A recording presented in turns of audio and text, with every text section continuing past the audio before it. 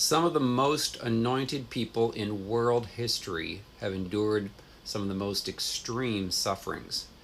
When you think about Paul, who used to be Saul in the Bible, and what he had to go through, being whipped 39 times, three different times, being shipwrecked and being stoned and left for dead and having to be put in prison, all these things. Well, he ended up overcoming all of that.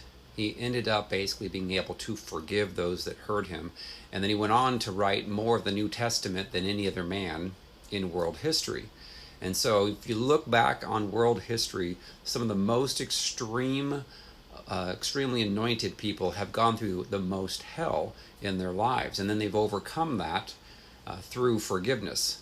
And when we can look back at our lives and realize, okay, yeah, I've gone through some really bad stuff. Maybe your mom hurt you. Maybe your dad hurt you. Maybe you were sexually molested. Maybe you were lied to, lied about, maybe by your spouse, maybe by other people at church, have done you wrong. And it hurts when you go through all that. But when you're able to truly forgive everyone who has done you wrong from your heart, and that's the important thing.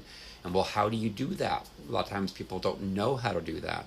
Well, if you can ask Jesus to show you how the people that hurt and wounded you were also hurt, then you will realize that, oh, wow, they got hurt when they were children.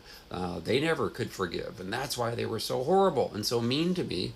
And so Matthew 18:21-35, Jesus gives the parable about true forgiveness. And when we're able to truly forgive from our hearts, then we don't get turned over to the tormentors, which are demons. And you don't get tormented by all those negative thoughts, and you're able to actually do what the Lord has called you to do. And oftentimes you're anointed in the very area that you had to suffer the most. So count it all joy when you have gone through extreme stuff, extreme trials, tribulations, people that have lied about you.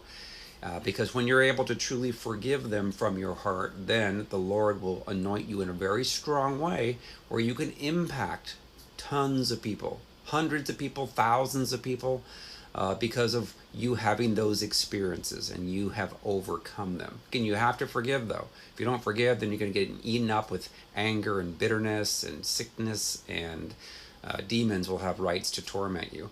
But if you make the decision that, hey, I'm going to forgive, I'm going to give them to the Lord, doesn't mean that they are exonerated of what they did. They have to answer to God, but it doesn't eat you up. Then you can actually help other people in the very same area that you were hurt and wounded in.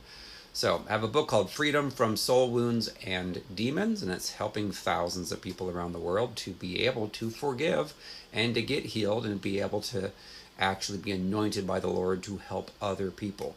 And that book's available on Amazon in paperback, Kindle, and Audible. Again, it's Freedom from Soul Wounds and Demons.